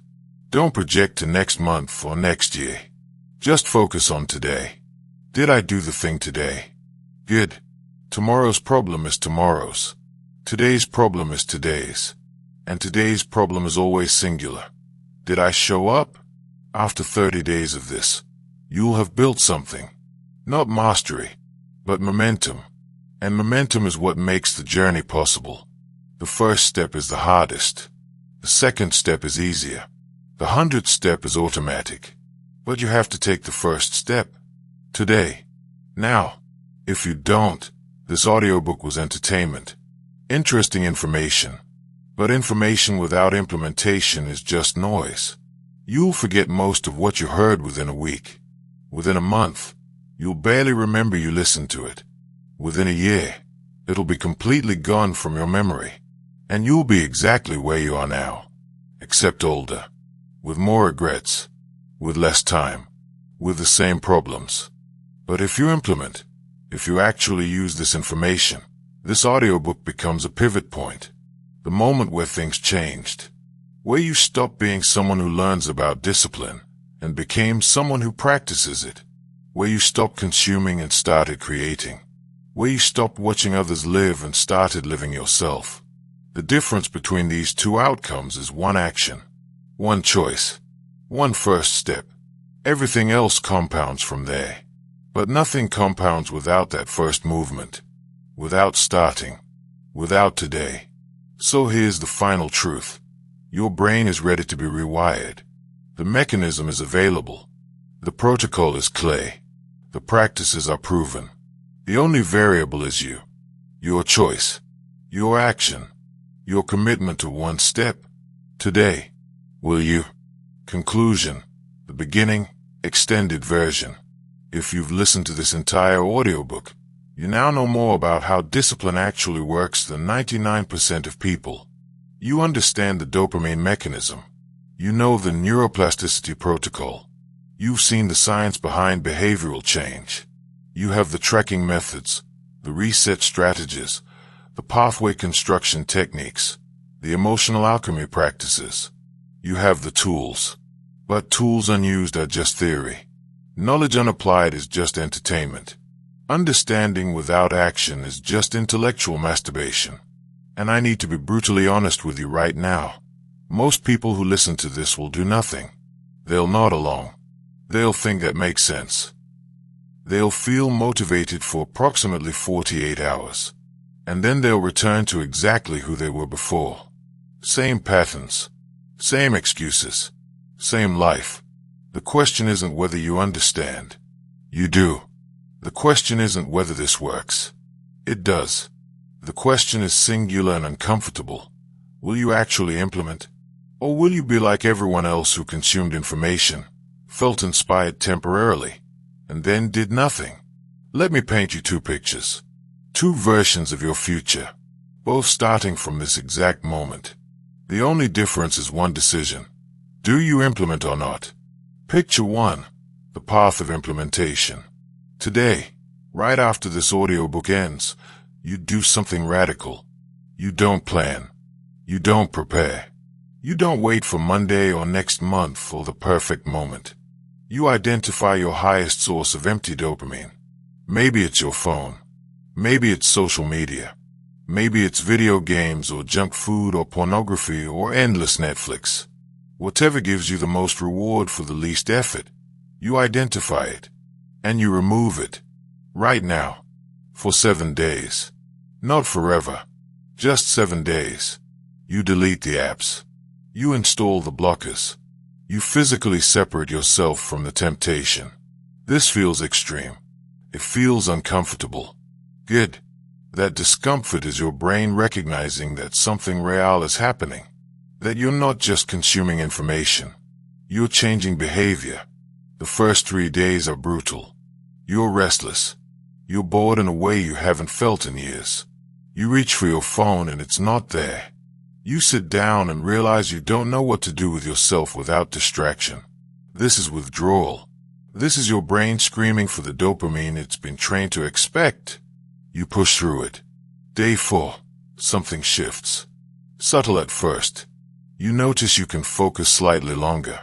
A book holds your attention for 20 minutes instead of 5. A conversation doesn't feel tedious.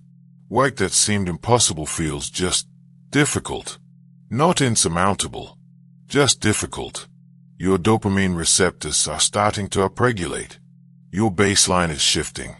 By day 7, you've established something crucial, proof. Proof that you can make a decision and follow through. Proof that you're not controlled by your impulses. Proof that change isn't just theoretical. You didn't transform into a monk. You didn't become superhuman. But you did something hard for 7 days.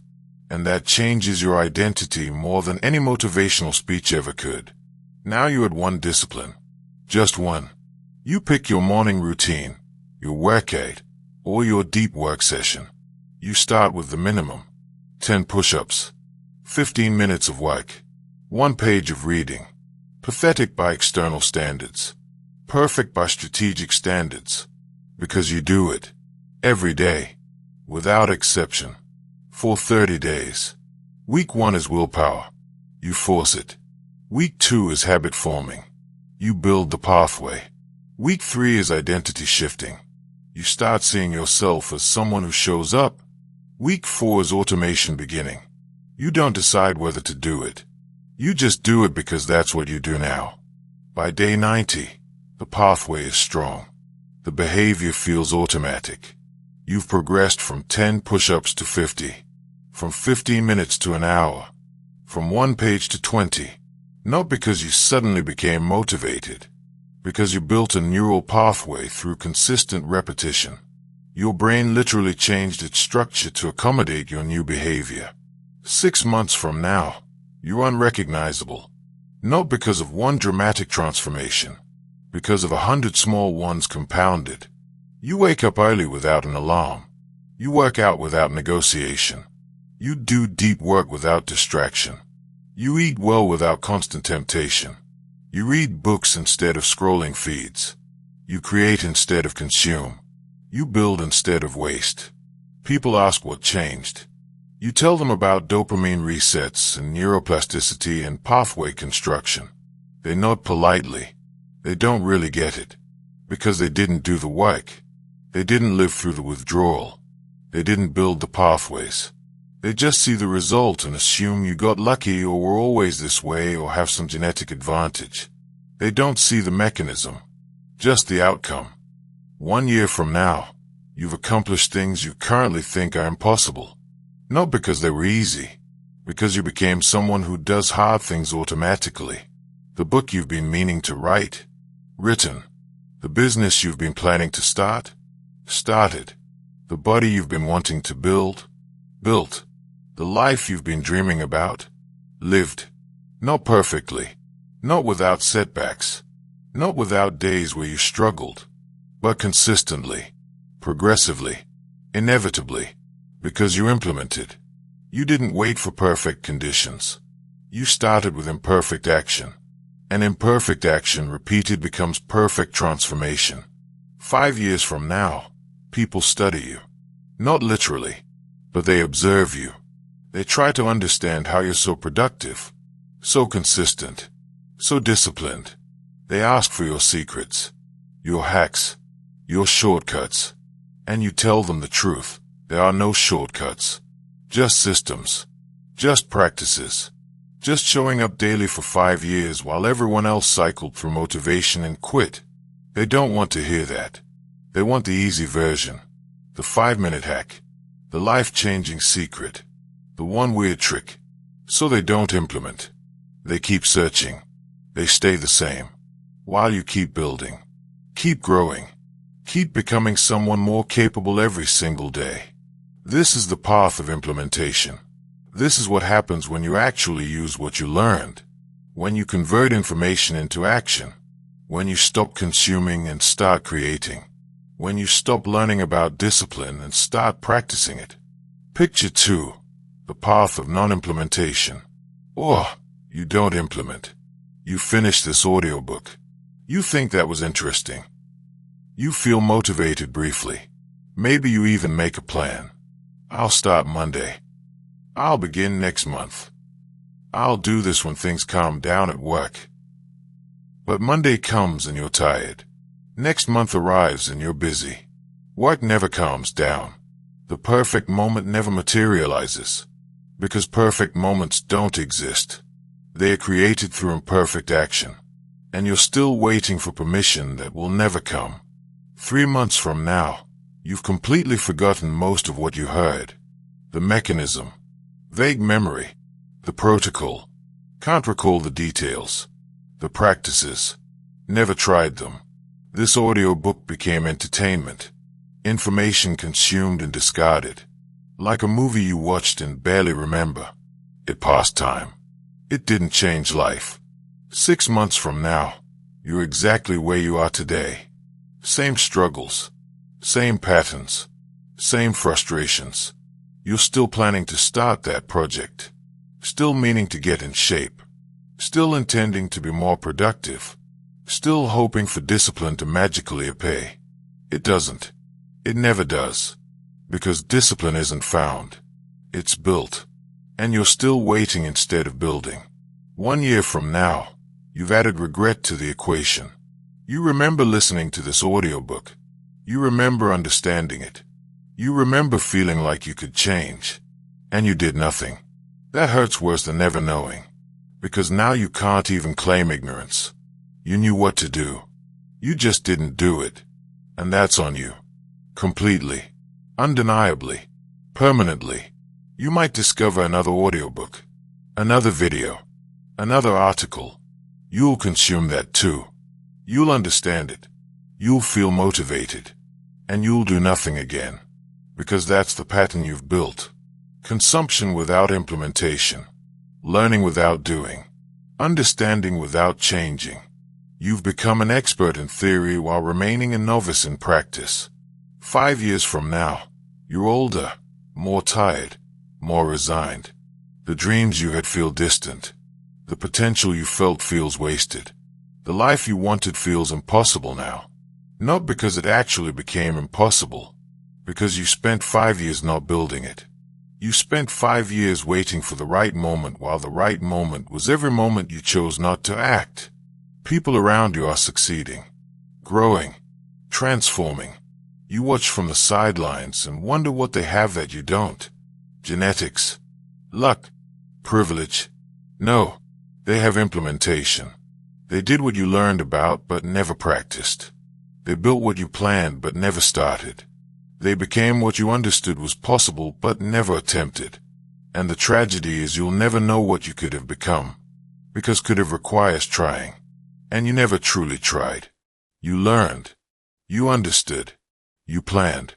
But you never actually, consistently, persistently tried. So you'll never know. You'll just wonder. And wonder. Through a life that could have been so much more if you'd just done the one thing that mattered. Start. And keep starting. Every day. For as long as it takes. The choice between two futures. These aren't exaggerations. These are the actual divergent paths created by one choice. Implement or don't. Everything else is downstream from that decision. Your brain will literally be different based on what you do next. Your life will literally be different based on whether you act or just consume. The mechanism doesn't care about intentions. It doesn't care about understanding. It only responds to practice. You can understand neuroplasticity perfectly and have a brain that never changes. Or you can barely understand it and have a brain that transforms completely. The difference isn't knowledge. It's action. Always action. Only action. Let me be clear about what I'm asking you to do. I'm not asking you to commit to a year. I'm not asking you to promise forever. I'm not asking you to change everything. I'm asking you to do one thing. Today. The thing you've been avoiding. The thing you know you should do. The thing that would start the cascade if you just do it. Do that thing. Just once. Just today. Don't think about tomorrow. Don't worry about next week. Don't plan the next month. Just do today's version of that thing. And then, when tomorrow comes, do tomorrow's version. Not because you committed to forever. Because you did it today. So you'll do it tomorrow too. One day at a time. One action at a time. One choice at a time. That's not overwhelming. That's achievable. You can do one thing today. You can do one thing tomorrow. You can maintain that for 7 days. 7 days becomes 30. 30 becomes 90. 90 becomes a year. A year becomes 5. 5 becomes a life. But it all starts with today. With now. With the next thing you do after finishing this sentence. The uncomfortable truth about regret. Here's what I know about regret from studying people at the end of their lives, from reading countless accounts of people looking back. Nobody regrets the hard things they did. They regret the hard things they didn't do. They regret the risks they didn't take. The businesses they didn't start. The books they didn't write. The transformations they didn't attempt. You know what they don't regret? Checking social media for 6 hours a day. Watching Netflix until 2 a.m. Scrolling instead of creating. Consuming instead of building.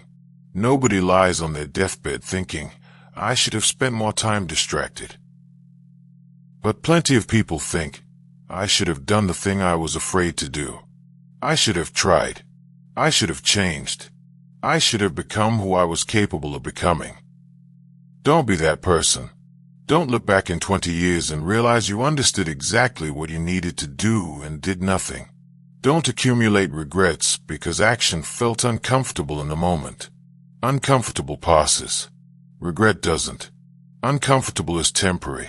Regret is permanent. Do the uncomfortable thing. Build the discipline. Create the life. Become the person. Not because it's easy, because the alternative, living with the knowledge that you could have but didn't, is infinitely harder than any temporary discomfort discipline requires. The final challenge. Here's my final challenge, and I mean this literally, not metaphorically. Before you do anything else, before you check your phone, before you move to the next piece of content, before you return to your normal pattern, stop. Right now. Take out your phone or your notebook. Write down one specific thing you're going to do today. Not tomorrow. Today. Not eventually. Now. Write it specifically. Not exercise. Write 10 push-ups in the next 30 minutes. Not work on project. Write 15 minutes of focused work on a specific task before checking anything else. Not eat better. Write no junk food until dinner. Specific. Measurable. Immediate. Then do that thing. Before you do anything else. Before you reward yourself. Before you relax. Before you just check something. Do the thing you wrote down. Prove to yourself that you're not just a consumer of information. Prove that you're someone who implements. Prove that this time is different because you're making it different through action. And then tomorrow, do it again. Don't expand it yet. Don't make it bigger. Just repeat. Same thing. Same time. Same standard. Build the pathway through repetition. After 7 days of this one thing, add one more. After 30 days, add another. But start with one. Today. Now. This isn't theory. This isn't suggestion. This is the difference between the two futures I described. This moment, this choice, this action. Everything else flows from hey. Your future self is watching, hoping, praying that you'll actually do it this time. That you'll stop consuming and start building. That you'll stop learning and start practicing. That you'll stop planning and start living. Don't disappoint them. Don't let another day pass where you knew what to do and did nothing. Don't let this audiobook be another piece of entertainment you consumed and forgot. Make it the pivot point. The moment things changed. The last time you chose comfortable mediocrity over uncomfortable growth. The truth about discipline. Let me leave you with one final truth that took me years to understand. Discipline isn't hard because it requires superhuman effort. Discipline is hard because it requires doing what you don't feel like doing. That's it. That's the entire challenge, not the action itself. The gap between not feeling like it and doing it anyway. Most people wait for the feeling. I'll do it when I feel motivated. I'll start when I'm ready. I'll commit when I'm sure. They're waiting for a feeling that never comes, because the feeling doesn't precede the action. The feeling follows the action. You don't feel like working out, then work out. You work out. Then feel like someone who works out. The action creates the feeling, not the other way around. So stop waiting for motivation. Stop waiting for readiness. Stop waiting for certainty. These are tricks your brain uses to keep you comfortable. They are excuses dressed up as reasonable considerations. They are avoidance disguised as preparation. See them for what they are. And act anyway, despite not feeling ready. Despite not feeling motivated, despite not feeling certain. Because here's what happens when you act despite not feeling like it. You prove to yourself that feelings don't control you. You prove that you're capable of doing what needs to be done regardless of internal state. You prove that you're someone who shows up even when showing up is hard. And that proof accumulates into identity, into self-trust, into discipline. Every time you do what you don't feel like doing, you're building the pathway, strengthening the connection, reinforcing the identity, until eventually, you don't need to feel like it. You just do it. Because that's what you do. That's who you are. That's your way.